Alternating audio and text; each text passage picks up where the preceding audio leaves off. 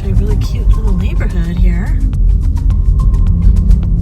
Okay, I am on my way to North Park to do another pickup. And this piece that we're picking up is a dresser. It's vintage, solid wood, in really good shape, and you can't beat the price. 65 bucks. For the longest time, I've been on the hunt for furniture that I could flip into a garden potting bench, a garden potting hutch, and this might just be it. So here is the vintage chest of drawers I picked up. I'm going to take off all of the varnish and see if there's some really pretty natural wood underneath. And this is not the exact place where I'm going to be putting. I have to get rid of a lot of weeds and clear this area because I think I'm gonna have it around this corner so there's some privacy. But I think the general shape is very good. I like the wood drawers, a little sticky. I like the wood handles. I like this one big drawer here. I'm going to prep the piece to be sanded. I'm not going to use any chemical strippers. I'm just going to sand the wood as well as I can and then see what I end up with. As I'm sanding down the dresser, I'm realizing the wood underneath is still going to have too much of a red tone for my taste. So I'm going to use some stain to try to counter that color. You guys know by now that I'm a use what I have kind of girl. And for this shed, I don't want to buy another $60 gallon of stain. So this one is a weathered gray Sherwin-Williams that I bought for another project and I didn't end up using it. And I'm hoping that it's perfect for this. Weathered gray. It's not exact. I put a little bit of the weathered gray stain on the inside of this drawer. We're not gonna ever see it. And I think if I keep the application pretty light and sheer, that the weathered gray will be fine.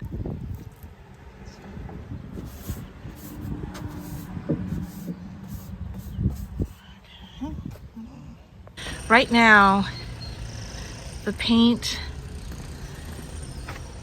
stain has had a chance to dry and it's looking so red.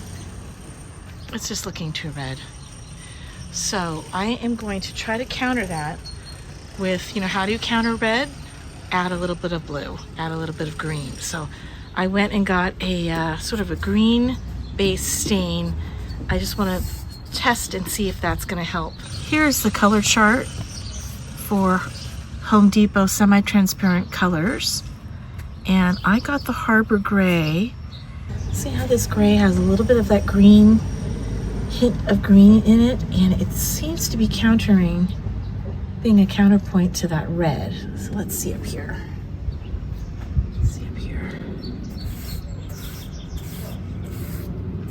And I don't want to put it on too thick because I still want to see the grain of the wood underneath.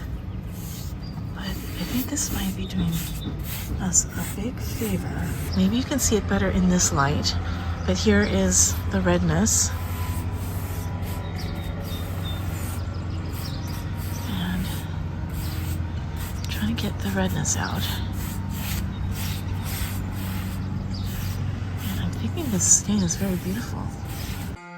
While the second wood stain is drying, I'm going to make a new sign for my potter's hutch. I don't know if you can read this, but it says, "Let it grow." Let it grow. And I'm going to do something special with GROW, but I'm going to just paint "Let It" in green.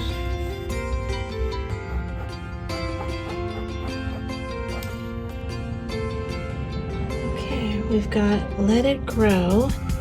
And then this is where I'm going to cover with glue and then with individual seeds.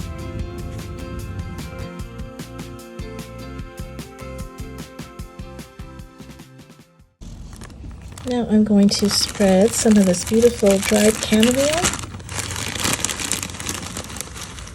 on top of the glue. Okay. I hope this is going to work. I haven't done something like this since I was in elementary school. Remember all those craft projects with beans and rice? Here is the finished sign. I'm sorry I didn't shoot more of the letters going on, but it happened late at night, as most of my projects do. The G is chamomile flowers, the R is cardamom seed pods, the O is black poppy seeds, and the W is sunflower seeds. I want to maximize storage potential in the back of my potting table, and I'm going to use one of these accordion coat hangers. I like the wood, and I like that you can hang so many things off the top of these pegs. And I'm actually going to make sure that it's at the top of this bureau, because I know that I'll be needing this tabletop to be pretty clear. Okay, so I'm just going to draw a little bit of a pilot hole here.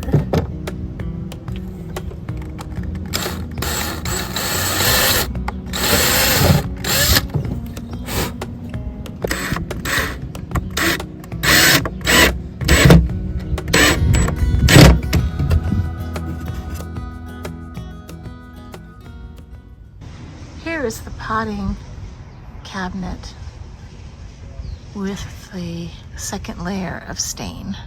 I think the color is looking a lot better. The red is toned down a little bit, and I'm just going to leave it as is because it's going to get weathered, and that's really what I'm looking for. I went to Home Depot and went to their garden section and looked for a trellis lattice panel, and this was enough to cut in half for the left and the right side.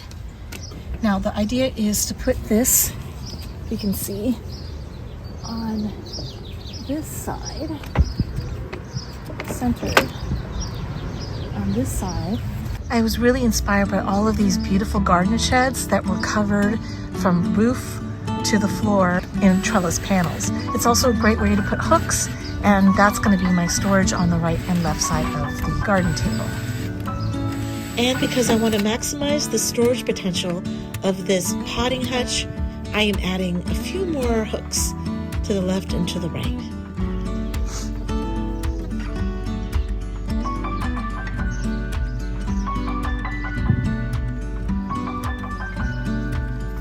I have a few tulips that actually grew this season.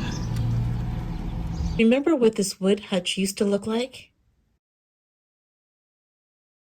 Well, now it's tucked away in the back part of my garden, looking like this.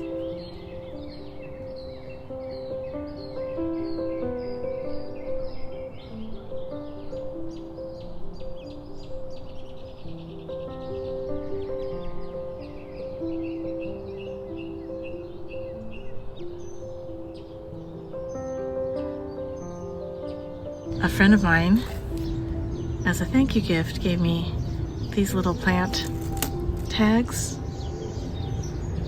I thought they were so sweet. And then here is my Let It Grow sign.